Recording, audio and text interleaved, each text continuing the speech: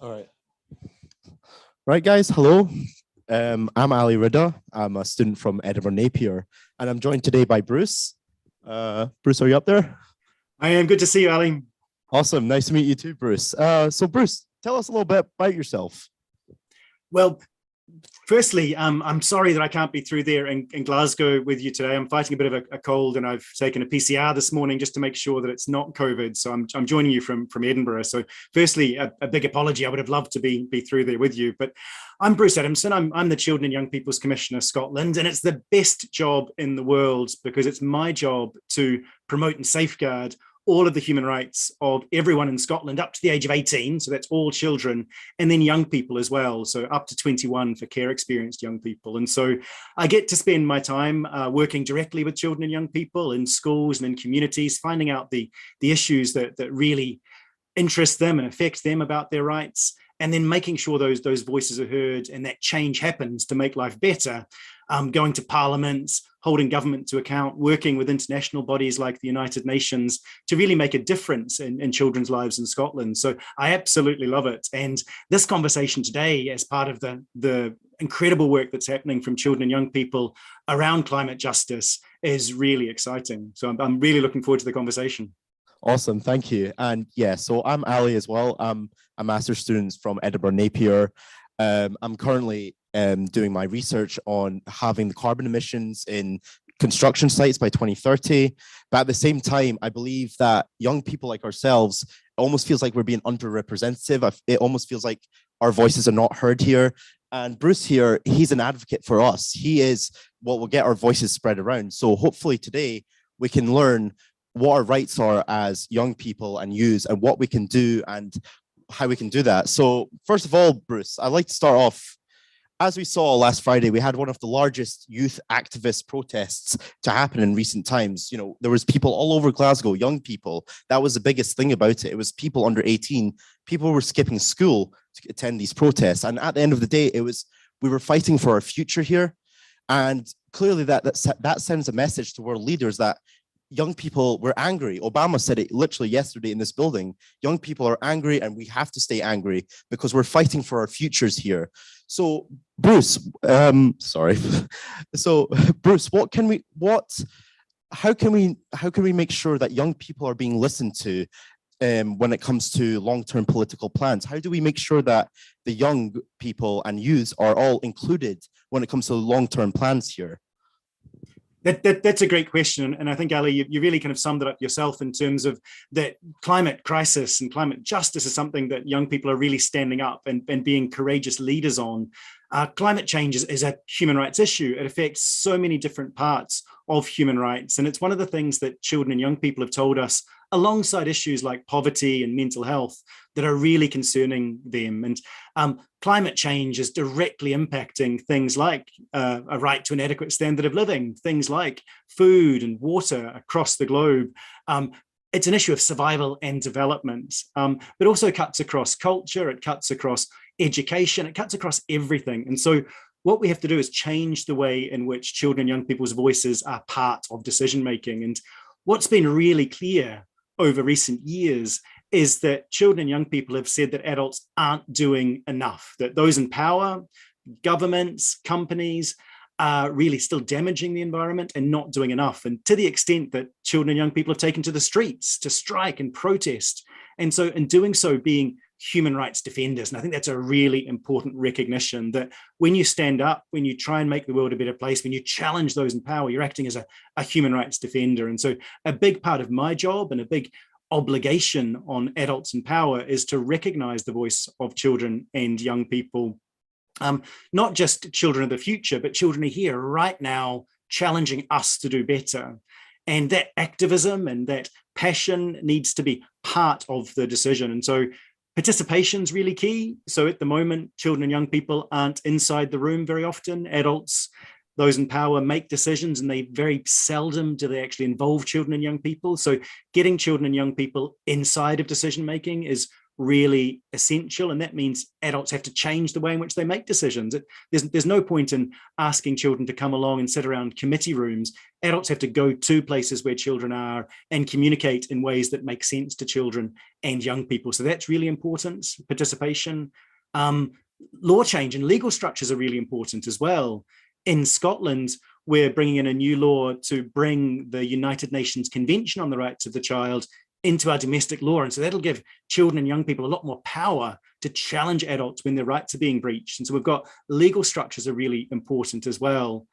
And then when things aren't going right, the ability to protest and to challenge and to go to court to seek access to justice. And there's been some really good conversations over the last week or so about some of the things that children and young people are doing in Scotland and globally to really challenge adults as well. So participation, protest and activism, access to justice and accountability. And I suppose the last thing would be that education is really important as well. And again, the work that you're doing, Ali, on how we can have more sustainability within construction and the kind of have better kind of understanding of the carbon impact and all of those things are really important as well, is that we need to make sure that children and young people have all the education that they need to understand the impacts of the climate crisis that we're in. So it's a combination of lots of those things. Yeah, thank you so much for that, Bruce. And actually, I feel like I feel like a lot of people in this room can even agree with me. We're living in an ever divided world where, it's the mega rich and the mega poor. You got young adults fighting old adults. You got older generations fighting younger generations. It's just such a massive divide nowadays. And it feels like we can never come to a conclusion of what to do. And like you said, Bruce, the best thing that we can do right now is be out there on the streets, show our face to the camera, show that us young people, we're not just young, lazy, living off mommy and daddy. No, we're more than that, because ultimately at the end of the day, 20, 30 years from now, it will be us facing what's going to happen. It feels like almost every generation, the effects of climate change are getting worse and worse. Tell me, let's say 10 years ago, let's say a wildfire, right, in California or Australia. It used to happen maybe once every 5 years, 4 years, but now every year there's wildfires in California, there's wildfires in Australia. Thousands of people are losing their homes, hundreds of people are dying. And it always comes down to, oh, this politician did this or someone did this, but nobody seems to understand the foundation here, which is it's climate change. It's literally the way that we're changing the atmosphere that is causing this. So at the end of the day, Bruce, what I really wanted to ask is, what more can we do? what more can we do right now so that we can ensure that our voices are being heard in the future? What is the plan here? Yeah, I think, as you've said, seeing this as an immediate, urgent issue that change is required is really a starting point. And obviously not very far from where you're standing and where the audience there is sitting, we've got so many of the global decision makers, whether they be from politicians, kind of leaders of countries, big decision makers, but also business there as well, a lot of business interest. And we really need to challenge them to do better and to hold them to account. I think accountability, making sure that when they're not doing what they're supposed to be doing, that we can do something about it, is really important. And that's probably the thing that's been missing. And again, Greta talks about the kind of blah, blah, blah. And any of you that were at the climate strike on Friday or at the big protest on Saturday, or if you saw the coverage of that, that was a message that came through really strongly, that we cannot accept this kind of more talking. We can't accept more empty promises. It has to lead to action. And that action has to have accountability. And I think that's really important, that it's got to be about accountability. And there have been some positive steps. We've got some kind of new international treaties. Here in Europe, there's a new legal mechanism that will allow 46 countries have signed up to that will establish a way in which they can be held to account if they don't meet their obligations, and so allows us to kind of challenge laws better. We've had recent criticism in Scotland that it's too hard to challenge environmental decisions here because it's expensive to go to court. And so there's work being done on that. And so accountability is a really important kind of missing piece about how we change things. But I think that the important thing, and children and young people have really led the way here, and I can't overstate just what an incredible leadership role children and young people have played in really challenging adults to saying the current course is not good enough. You have to change the way that things are done. You have to regulate business in a different way. You have to make bigger and stronger and faster commitments, because globally, half the world's children, 1 billion children, live in extremely high-risk countries in relation to the impact of climate change, exactly the things that you're talking about. Flooding, I mean, in the Pacific, I'm from New Zealand originally, and in the Pacific, the sea levels rising are really decimating, they're destroying communities.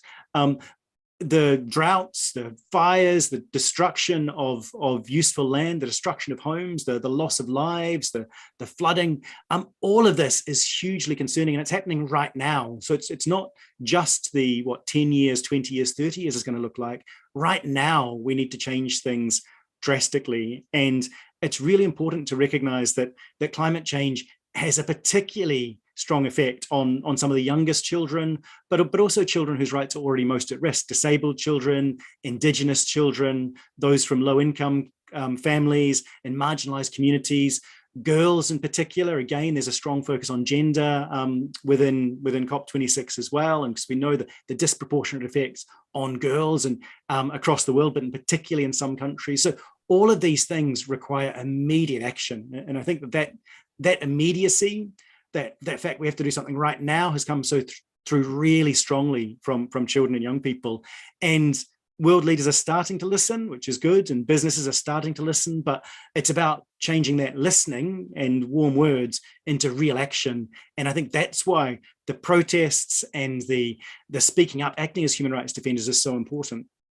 Yeah, thank you very much. And you make a really good point there, where I feel like businesses need to stop pretending that they're helping young people or the environment. You have now almost like a campaign from companies now showing that they're very environmentally friendly, and coming from the most hypocritical companies of all, BP, Shell, saying that they're transitioning into zero fuel, but they are the same people that are emitting all these emissions, all these carbon that is eventually leading to climate change. And actually, Bruce, going into something else, you've actually published a guide, I think, on children protesting and the rights that children have while protesting. So there is a guide out there for young people under 18, when they protest, and to know their rights, for example, if you get arrested, or is what you're doing the right thing. And ultimately, Bruce, my question comes down to, when you give a guide like this to some children, what do you want them to think when they are given this guide? Yeah, I think one of the things is that the role of children and young people as human rights defenders on all issues is really important to me. It's been one of my priority issues over the last few years, and I've been working with the United Nations and working with children and young people in Scotland, the Children's Parliament, the Youth Parliament, around the important role that children and young people play as human rights defenders. And I think that that's the really important starting point, is that when you make this choice to kind of stand up and demand change, whether that's within your school or within your community or at a national or international level, you're a human rights defender. And that means that the government and people in power and the police and others have got special obligations to you as a human rights defender. And so we've been working on this for a number of years on lots of different issues. So it doesn't matter what issue that you're working on. If it's a human rights issue, you're a human rights defender.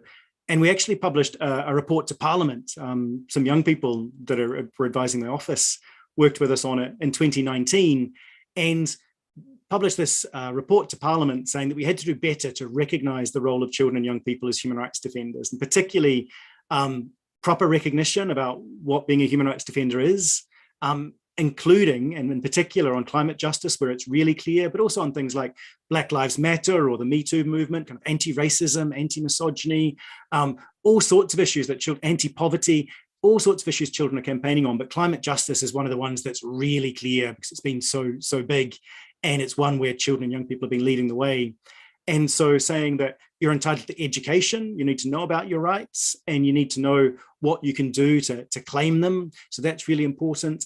And then a particular recommendation to Parliament about protection of children who are acting as young human rights defenders when they engage in peaceful protest. And so one of my concerns was that when you're acting as a human rights defender, often we think about that as an adult thing. We think about Amnesty International, we think particularly about journalists, but also we think about kind of examples like Malala, standing up for girls' right to education and actually being attacked because of it. And so how do we make sure that children and young people are safe?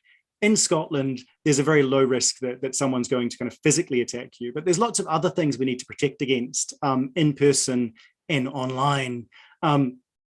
What are your parents saying? What's the school saying? Are you being stopped? Are you being punished? And so there's all of those things. And then when we were moving towards COP26, this realization that, of course, children and young people needed to be there protesting and challenging. And so what's the role of Police Scotland there? And what's the role of the local authority in agreeing things as well? And how do we make sure that they understand that it's their job to make sure that children and young people can safely have their voices heard? And recognizing that there's limitations on children and young people having voices heard in other ways. Children and young people don't get to vote on most things, don't have the same money and economic power as adults. And so protest rights for children and young people are actually extra special. And so we were working with Police Scotland over a number of months to make sure that when protests did happen, that their first obligation was to make sure that children and young people could make their voices heard in a safe way. And that protests should be facilitated. That's the first job of the police, is to support your right to protest and support your right to peacefully demonstrate. And that if there were issues where police were concerned about public safety, that they took a human rights-based approach. And so that's why we worked closely with Police Scotland, and also why we produced this guide for young people, which sets out all of your rights, all of the things that are really important: that right to meet with other people, the right to have information, the right to challenge, the right to stand up and speak out. And also that if the police were expressing concern, were getting involved, then that you knew your rights if you came into contact or if you were detained by the police. And we've had really strong assurances from Police Scotland. So Police Scotland told us that they wouldn't be doing kind of intervention, they wouldn't be doing all of the things that maybe we've seen in other places, but they would be really protecting children's right to protest. But it was important that we set out the guide that if police don't do the things they're supposed to be doing, or if a young person did end up being arrested or detained by the police, that you knew what your rights were in terms of getting legal representation and in terms of what the limits on police power were as well. So what the guide was really about was trying to make sure that children and young people firstly knew that the police are there to actually facilitate protests. And secondly, if the police were actually stepping in, which they should only be doing if they're concerned about safety. then what are your rights there as well? So hopefully we've hit the right mark in terms of it being pretty easy to understand and useful, but really focusing on the proactive duties on the police, as well as what to do and who to contact if things do go wrong. Yeah, thank you so much for that, Bruce. Actually, and when you mentioned how children should be safe from any consequences of protesting, that actually leads on to a question from Tess. I'll get the name of the person. I think it's Henry Hepburn actually asks a question, and he says, how should schools react if a pupil constantly misses classes for the sake of protesting? Instead of occasionally going for a protest or the one-off, they frequently go off to protest. How should schools deal with that? And no, this is not a way to skip class. Yeah, no, that's a great question, and again, I think Henry and Emma from TESS have done some really great coverage of this. They're out and about in the protests, I know, and doing a lot of really good coverage. I think it's really important, and that balance is a really interesting one. I know this is something that concerns parents and teachers. I think the starting point is a recognition that school-based learning is really important, but so is the ability to learn outside of the classroom. And a key part of education is the development of children and young people to their fullest potential. It's not just the class-based academic learning. And there's also an obligation to make sure that learning ensures that children grow up with respect and understanding of the natural environment. And so the UN Committee on the Rights of the Child actually said that protest, and particularly around environmental justice, should be seen as part of education. It's often the first time that children and young people kind of learn about democracy and are actually actively involved, because most children can't vote, remember. So actually being involved in a democratic process like protest is actually a really essential part of learning, and it's been recognized by the United Nations as an important part of education. And so that's why I wrote to all of the directors of education all across Scotland. I did this last year and I did it again recently in September, to make sure that they were very aware of the importance of supporting children and young people to understand their rights and to act as human rights defenders, and that includes possibly missing school and being outside of the classroom as part of protests, as many young people have as part of kind of Fridays for Future and other strikes, and to make sure that there weren't any reprisals or punishments, because it's really important that when you're acting as human rights defenders, that you're not subject to reprisals or punishment, because that silences these really important voices. But the question that Henry raises, though, which is a really important one, is how do we make sure that in doing that and standing up for all of our rights and standing up for climate justice, that children aren't missing out on the really important right to education. And so part of that is understanding that protest is a really important part of education. Being outside school has really positive benefits. And part of it, I think, is understanding that we know that education works best when children participate and are part of the decision-making around what education looks like. And so what I'd be encouraging teachers and parents and schools to be doing is having those conversations with children and young people about protest and about why they're protesting and how they can include that as part of their education. So how do we build it into the curriculum? How do you bring that back inside school? How do you use all of the things that children and young people learn through protest and link that back to the curriculum and have those conversations? And I think if a young person was missing a lot of school, and if it was really impacting on academic achievement, then that's a really important conversation to have with the young person about why this is happening and what more support could be put in to make sure that they're able to develop on the academic stuff. But it's linking all of this together, the climate justice, the science behind it, all the things that young people are learning, the confidence that they're getting, the public speaking that some of them are getting, the understanding of democratic processes, and bringing that back into the school curriculum and discussion as well, and making this part of an holistic view to learning. But what children and young people tell me, though, and this is probably the most important point, is the quickest way to get children and young people back into school is for adults to do what they're supposed to be doing, for adults to live up to their promises. Children don't want to be on the streets protesting about climate change and climate justice. They're there because adults have failed. And so the quickest way to get children back into classroom is for adults in power to start to live up to their obligations and actually listen to children. And back to the first question you asked, Ali, about more involvement of children and young people, children are on the streets because they've got no other way of making their voices heard. And so if we change the way in which decisions are made and participation and involve more children and young people in participatory processes around decision making, if adults actually live up to their responsibility and we have better accountability for the failures of decision makers, then that's what gets children back focused into the schools again. They're on the streets because there's limited other options for them to make the change that needs to be changed. So I absolutely kind of celebrate the amazing work that young human rights defenders are doing by taking to the streets, but it's not actually where they want to be. They'd rather be inside participatory processes, delivering that change, or they'd rather see adults actually living up to their obligations. So that's the quickest way to get children back into the classroom. But also we need to recognize the real value of being a human rights defender as part of an holistic view of education, which develops children to their fullest potential. Right. Thank you so much for that, Bruce. And actually, just to go on to that, just before we go to audience questions, what do you have to say, Bruce, to the high school students at the back and the university students here, the young people? What do you have to say to them just as a parting quote, would you say? Something to encourage us for the future?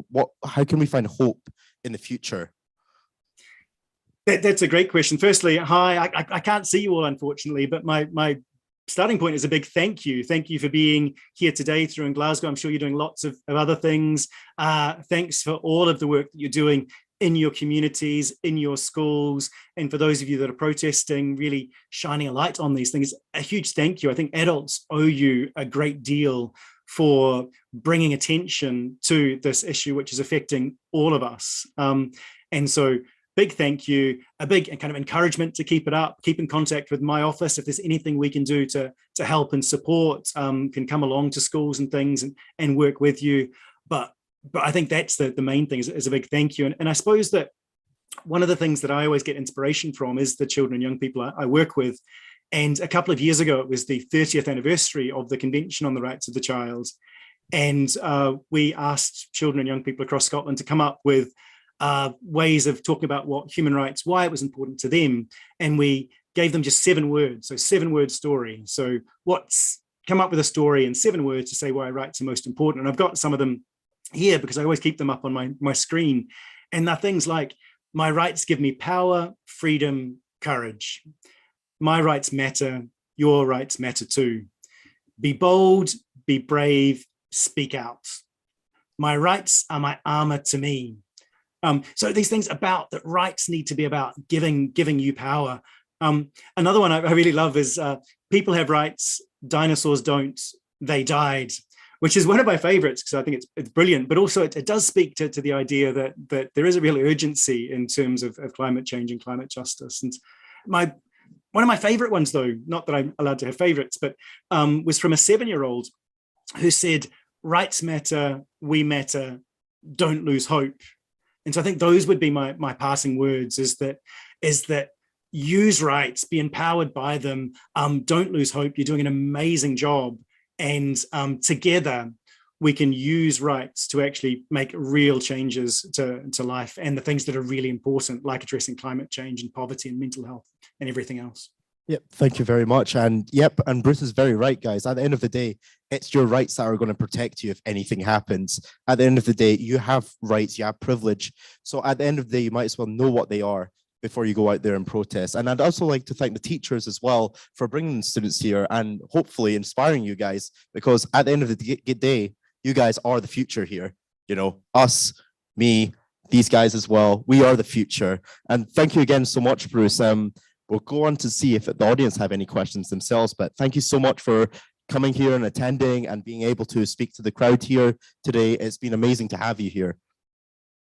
Brilliant, thanks. Thank you, Ali, and I'm very much looking forward to any questions. And I think the point that you make about teachers is really important. Over the last 19, 20 months of COVID, it's been really incredibly challenging, and teachers have been huge heroes in terms of supporting children and young people's education. And obviously schools are much more than just passing exams and education. So the support that children and young people have got from teachers is something that I've heard so strongly. And so to the teachers in the room, thank you, and keep that up as well. Amazing, thank you so much. So do we have any questions from the audience at all towards me or Bruce at all? We can liven up with something, come on.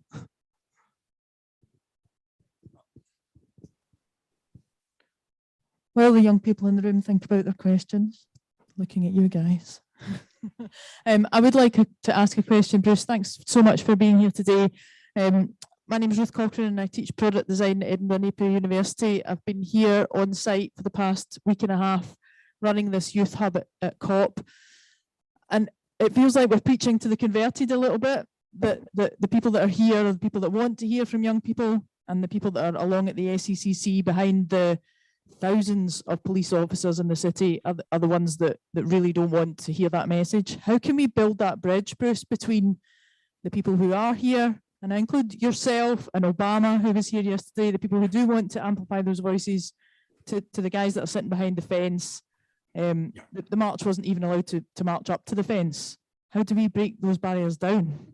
Yeah, that's a great question. And also thank you for all the work you've been doing at the hub there. I've managed to get through a couple of times last week, and there's some really exciting things happening there. And I think that's been really striking from what I've seen and what I've heard over the last 10 days or so, is the real contrast between what's happening outside of the blue zone, the fringe events, the activism on the streets, the really creative stuff that's happening where you are, and what's happening inside the blue zone, where there are a lot of vested interests. There's a lot of oil and gas lobbyists.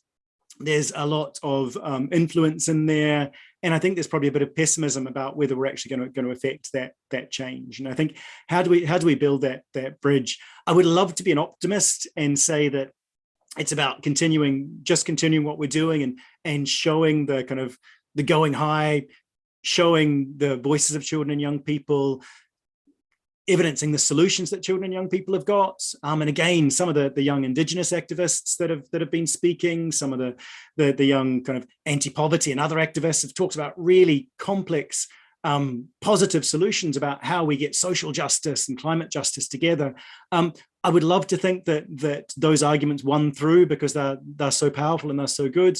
But for me, it does come back to accountability and getting in legal structures. Until we actually get the legal framework in place that forces those in power to change the way that they do things, then I worry that we're not going to be as effective as we could. And so in Scotland, there's some real positive things, like the fact that we're creating some new laws around bringing the Convention on the Rights of the Child into our domestic law, but also the government's committed to another human rights law, which brings a broad array of rights, including the right to a natural environment, into our law. And that will allow us to kind of take legal action and to challenge those in power in a way that we can't at the moment. And so some of those legal structures are really important. And at the European level, I'd mentioned earlier that there's a new legal mechanism at the European level that's been developed. 46 countries across Europe have signed up to it, which would allow more accountability for states that fail to live up to their climate obligations. And so, I mean, I'm a lawyer by profession, and so I probably am a bit cynical when it comes to these things, that unless there's a legal structure and a legal power to hold someone to account, then I worry that we won't be able to. So it's a combination of keeping up those positive, optimistic, amazing youth-led things that we're doing at the moment, but also you do need that big stick as well as the carrot in terms of accountability, and kind of legal structures are really important there. And there's been some really good conversations that I've had with young activists around strategic litigation, going to court to challenge both governments and businesses for failing. And I think that we're going to see a lot more of that kind of accountability mechanisms, as well as the kind of positive messages that we're getting from children and young people, and the solutions that they're getting in the protest as well. Yep, thank you very much. And I'd actually like to add on to that, Bruce, as well, and just say quickly that it is true what you're saying, that it almost seems there is literally a physical barrier between the people at COP and the rest of us here. And, you know, it feels kind of hypocritical when you've got people all over the world coming here physically, you know, emitting all those emissions, and just to do what? Sit on the seat and listen to someone talk and ramble? You know, that's not solving anything. It's not going to do anything. And ultimately, it's like what Bruce says, there has to be a change in policy. There has to be legal responsibility and accountability held here.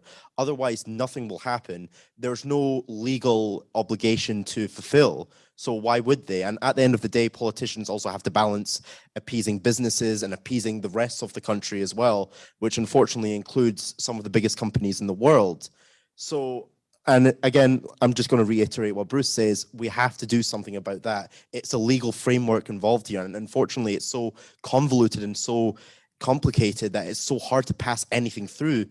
But that is perhaps, in my opinion anyways, the best way I can see forward, where we could break that barrier between saying you're going to do something and actually doing it. Thank you. Yeah.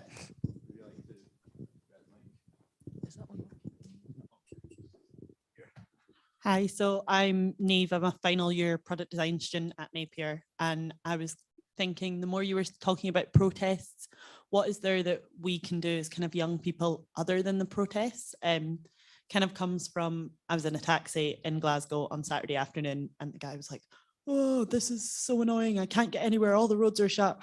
So he didn't care what the protest was about. He was just annoyed that it was happening. So is there anything we can do?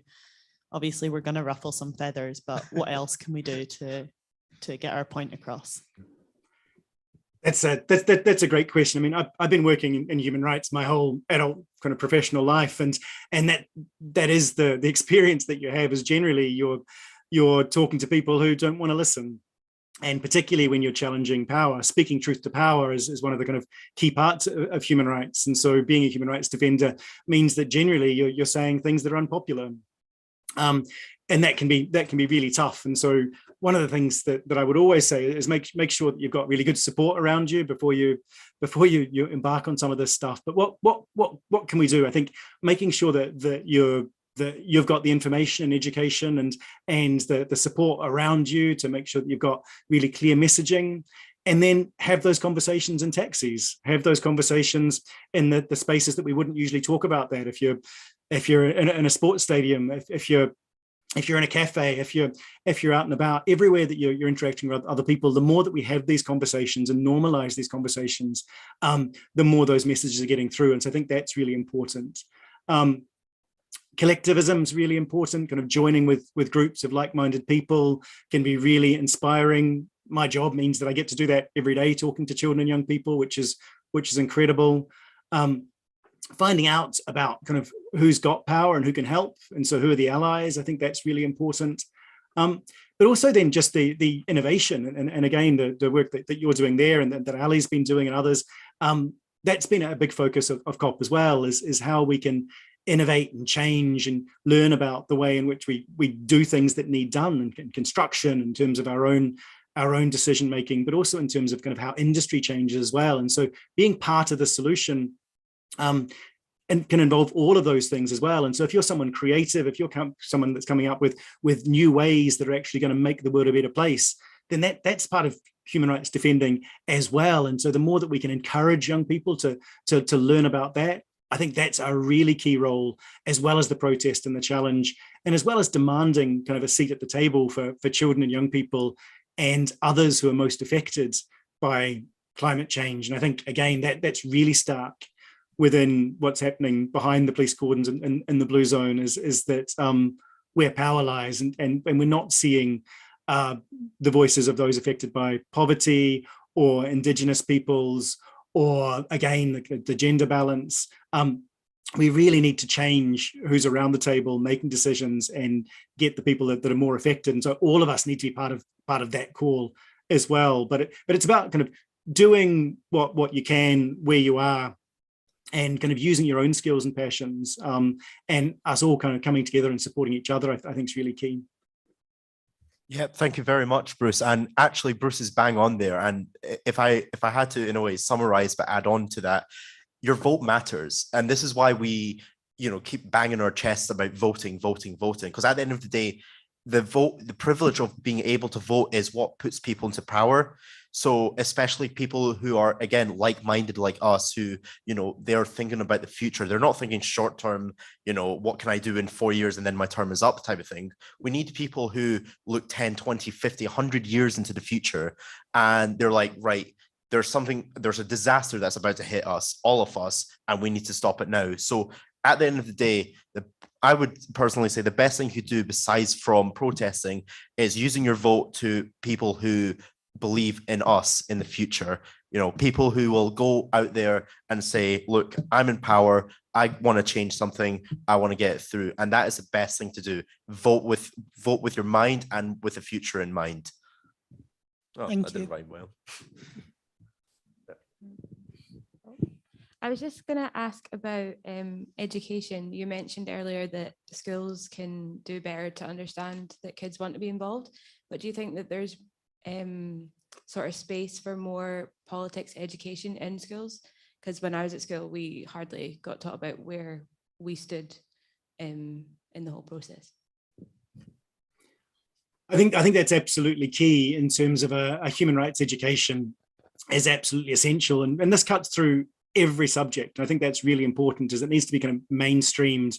A lot of the work we've been doing over the last few years on children as human rights defenders at the international level and in Scotland has been really exciting. And the focus on that children and young people have told us is that there still isn't enough of it. They want more of it. It needs to be blended through kind of all subjects and kind of every subject area. You can be using human rights principles, and particularly when we're talking about climate justice, this cuts through every aspect of learning. You can bring this in. It doesn't just have to be in relation to subjects that are around kind of modern studies or democracy, but actually this should be weaved through every element of education. And I think that's really important. And when you look at the UN Convention on the Rights of the Child, and so this is the international agreement that every country in the world signed up to, apart from one, it talks about the right to education, and it talks about the purpose of education, and says that the purpose of education is to develop children and young people to their fullest potential. And so that includes, it's not just about passing exams and academic achievement, but it's about developing the full person. And so it's kind of emotionally, spiritually, relationships, understanding place in society, and particularly around what it's like to live in a democratic society and a free society. What does that mean? What's your role? How can you make a difference? And it particularly sets out in the convention that an understanding of the natural environment is important to that, and understanding how you can do stuff to support the natural environment. So the purpose of education has to be that holistic view. And I think that there's some really important conversations happening in Scotland at the moment because of what we've been going through over the last couple of years, and because of things like exam cancellations, some really big questions about what's the purpose of education? What are we trying to do for children and young people to make sure that they've got the things that allow them to go on and really thrive in life? And I think that we've got some big questions to ask, because I think that our education system traditionally has been too focused on a very narrow understanding of what academic achievement is. And we need to have a much broader conversation about what it means to give children and young people the opportunity to develop to their fullest potential, and the broad range of skills that we know that will lead to better societies, better communities, more sustainable economies. So we've really got to look at what the role education can play in supporting children and young people. And teachers are really well placed, that relationship-based kind of teaching and learning, that participation that children and young people have. Teachers play an absolutely key role here. And it's important that their voices and children and young people's voices are really prominent in the discussions that we're having about the redesign of the education system, and particularly kind of around assessments at the moment. So I think these conversations are absolutely key about how we can get more of this into education and take this much more holistic view, a more rounded view of education. Thank you. Right, I guess we'll just wrap up here. And again, guys, thank you so much for attending and being able to ask your questions to me and Bruce. It was amazing to have you guys here, because at the end of the day, we need people to hear this. We need people to know what is happening. And we need, ultimately, at the end of the day, we need young people like ourselves and children to know what their rights are and what they can do to help fight this massive uphill battle against climate change. And again, I'd like to wrap up by saying thank you so much, Bruce, for being able to be here and be able to talk to everyone here. It's been a pleasure speaking to you myself. Fantastic. Thanks, Ali. And again, keep up your amazing work. And to everyone who's there or watching online, Thanks so much for joining this discussion. Being part of it is a really important element in terms of how we deliver the change, which is urgently needed. So thanks a lot. And if you want any more information, please do just get in touch with me in the office. Amazing. Thank you so much, Bruce. You have a great day. All right. Thanks a lot. Thank you.